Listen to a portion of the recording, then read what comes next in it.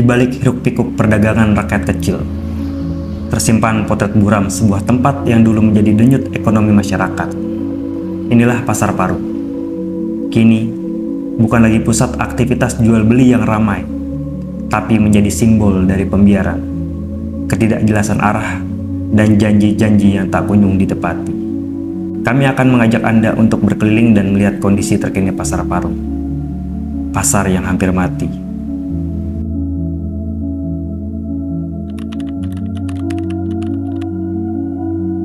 Konsep awal pembangunan Pasar Parung, konsepnya adalah pasar tradisional yang dikelola secara modern, yang mana pada saat itu MOU antara Bupati Bogor, yaitu dalam hal ini Pak Agus Utara Effendi dengan PT Lestari Indah Raya Persada.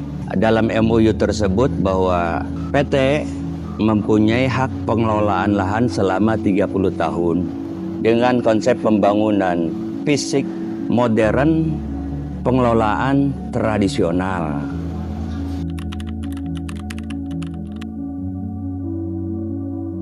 Dalam master plan tersebut, terminal dan Pasar Parung itu menjadi satu kesatuan, karena di mana fasilitas terminal dan fasilitas parkir itu memang menjadi syarat mutlak pembangunan Pasar Parung. Dengan kata lain, fasilitas sosial, fasilitas umum, pengembang itu berkewajiban untuk menyediakan sarana tersebut. Pada dasarnya, dahulu sebelum pasar itu dibongkar, pasar mempunyai lahan atau area TPS, tempat pembuangan sampah sementara. Dan kemudian karena caruk maruknya pengelolaan pada saat ini, sehingga lahan terminal tersebut menjadi pembuangan sampah oleh PD Tohaga. Ini pun menjadi pertanyaan besar dalam hal ini, apakah itu merupakan kewenangan PD Tohaga membuang sampah walaupun sifatnya sementara di terminal, atau memang Tohaga sendiri memang tidak mampu menyiapkan pembuangan sampah sementara.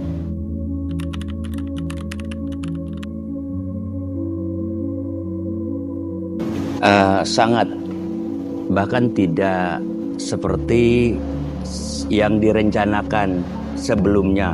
Jadi alih fungsi lahan dan SOP yang menyalahi aturan, menyalahi tempat, misalnya mengalihfungsikan lokasi terminal, lokasi parkir menjadi area buang sampah, kemudian area parkir yang seharusnya menjadi fasilitas pengunjung itu dibangun menjadi tempat pedagang kaki lima yang membuat kesemrawutan. Hal ini sebetulnya sangat merugikan ya, terutama pedagang Pasar Parung dan umumnya masyarakat Parung, pembeli, pengunjung, dan pelaku-pelaku ekonomi ya seperti kami, pedagang kecil yang memang sangat membutuhkan pasar itu untuk beraktivitas jual beli.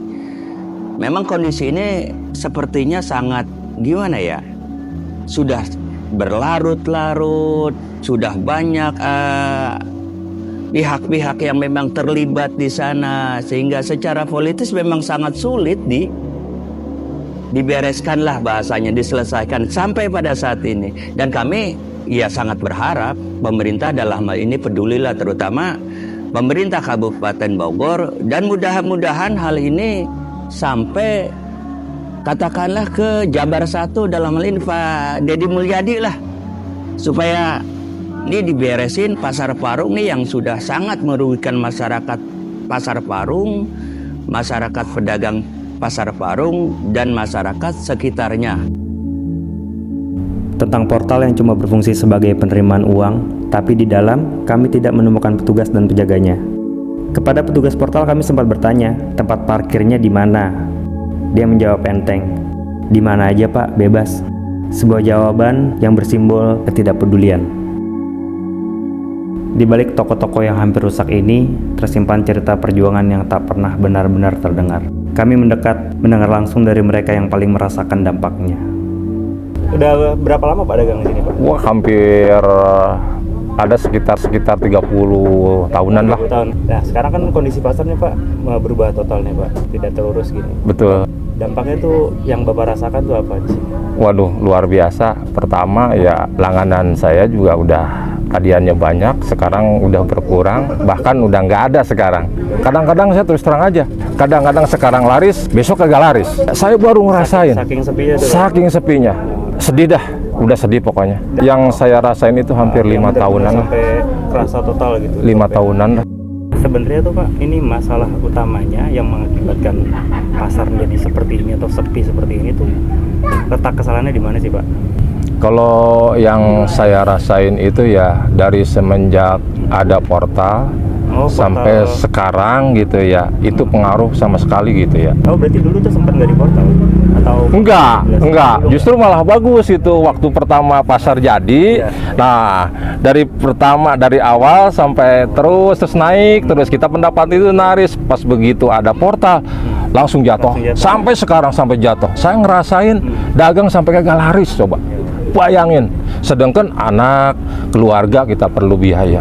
Subhanallah, berat bener Pak. Maaf ini Maya, maaf ini tolong pengurus terutama Tohaga ya, dimohonkanlah supaya pedagang yang kawan-kawan teman-teman saya yang tadinya jualan sama-sama di belakang sampai di sini, sekarang nyatanya bisa dilihat sendiri dah, kios-kios pada kosong, pedagang berkurang. Kalau ini Pak yang alih fungsi, ini kan dulu terminal nih Pak. Betul. Sekarang saya lihat kotor banget tuh, banyak sampah, sampah. Itu ceritanya sampai kayak gitu tuh gimana tuh? Sebenarnya kalau sampah itu ya emang sih pengurus udah ada. Nah, yang jadi permasalahan ini yang dari luar ini, yang dari luar pasar ini kadang-kadang pura-pura jadi dia jalan pakai motor, nggak taunya plong sampah ini dibuangin ke situ, akhirnya berantakan seperti ini. Saya juga untuk pengawasan, maaf nih dari Pak Tohaga, untuk pengawasan masalah sampah ini supaya ditertibkan gitu, jangan sampai berantakan seperti inilah, supaya kita bersih, sehat, dan kelihatan juga rapi gitu kan. Kita kelihatannya rapi dah gitu. Waduh, maaf aja kalau hujan ya, maaf aja. Kemari ini ulat belatung sampai kemari nih, sampai ke jalan. Akhirnya pedagang sampai tutup hidung. Karena apa? Karena bau gitu, karena bau. Wah, subhanallah, bener-bener dah, bener-bener dah ya. Apa harapan Bapak nih ke pemimpin-pemimpin kita, dari bupati, gubernur, atau stakeholder yang harusnya mengelola pasar ini dengan baik? Harapan Bapak apa aja? Harapan saya ini ya terutama ruang lingkup pengurus Tohaga ini supaya peka ya, supaya turun ke lapangan, ngelihat langsung, terutama ya kios-kios yang kosong itu kan bukannya terisi, malah kosong semuanya. Bahkan teman-teman yang tadinya puluhan, ratusan dibilang, sekarang bisa dihitung berapa orang yang ada di pasar Tohaga sekarang ini. Karena apa? Emang kebijakan terutama ya masalah inilah, masalah kewenangan dan tanggung jawab pengurus pasar yang di sini kurang peka gitu. Terutama masalah portal ini, maaf aja nih, maaf pengaruh. Kan isunya kan Pak Dedi mau datang tuh ya. Iya. Dan itu ada efek gak Pak? Ada efek sebenarnya mah, maaf aja. Kalau Pak Dedi itu tidak bisa bisa ditebak datangnya kapan. Nanti satu saat pasti datang kemari. Nggak bisa, harus beres-beres dulu, harus begini, nggak bisa. Kalau Pak Dedi itu nggak bisa. Kalau dia itu to the point, kalau langsung ke parung, tidak dikasih tahu dulu, nggak bakalan gitu. Maaf, pasar ini nomor satu di Parung, jangan kalah sama pasar-pasar yang lain di lingkungan kita ini. Pasar yang lain misal kita Jaya, Pasar Raya, kalah. Coba jangan sampai kalah, bahkan pasar sampingnya kita adanya di tengah-tengah ini. jadi kita salah saing dah sama pasar-pasar yang lain gitu. Seharusnya kan pasar satu gitu, Tohaga. Kita jujur aja jarang banget kedatangan Ya, ada pemimpin di sini, Pak. Betul. Jarang dilihat lah. Gitu. Terutamanya Pak Dedi, maaf Pak Dedi. Pak Dedi saya mengharapkan Pak Dedi kemarin nih ke Parung nih. Iya, lihat nih para pedagang pasar Parung di sini nih, benar-benar ya menjerit. Menjerit, saya pingin laris juga. Susah banget. Ya, mohon maaf dah. Ya, mohon dah pertolongan Pak Dedi.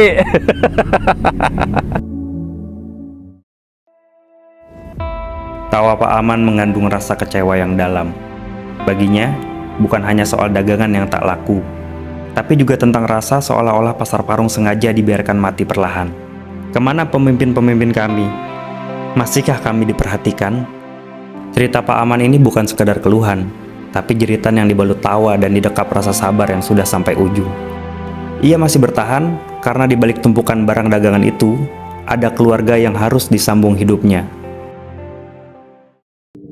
Selanjutnya kami mengajak Anda untuk melihat lebih dalam, melihat kondisi pasar Parung yang megah dan modern, pasar yang dulunya diproyeksikan sebagai pusat perputaran ekonomi utama, pasar yang dulunya seperti tidak pernah tidur.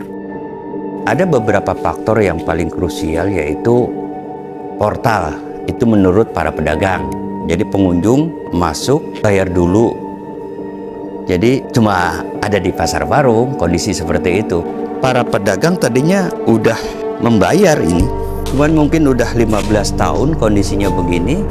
Akhirnya ya dengan sendirinya HGB itu nggak bermanfaat bahasanya. Ini bukan hanya gelap, bocor, ubinnya udah pada terkelupas karena tidak dirawat oleh pemilik.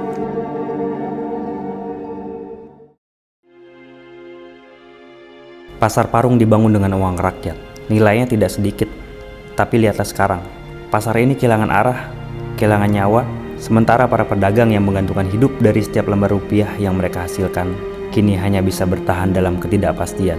Kepada Bupati Bogor dan Gubernur Jawa Barat, kami ingin bertanya, apakah kalian masih melihat pasar ini? Apakah kalian masih mendengar suara pedagang kecil yang dulu kalian janjikan perlindungan dan kesejahteraan? Pasar Parung hari ini bukan lagi tempat yang membanggakan bagi para pedagangnya, bukan lagi pusat kehidupan, tawa, dan perjuangan yang dulu menghidupi ribuan keluarga. Kini, ia seperti tubuh besar yang perlahan dilumpuhkan. Bukan karena tidak ada potensi, tapi karena kebijakan yang berjalan tanpa mendengar. Masalah demi masalah menumpuk, seperti sampah yang dibiarkan menggunung di sudut-sudut pasar. Tata urus tak diperhatikan. Master plan besar yang katanya untuk membangun, ternyata dibangun tanpa mengajak bicara mereka yang paling tahu denyutnya di pasar, yaitu para pedagang sendiri. Sementara itu, pasar-pasar tandingan yang tak berizin dibiarkan menjamur, merampas penghidupan mereka yang sudah lama berjuang secara sah.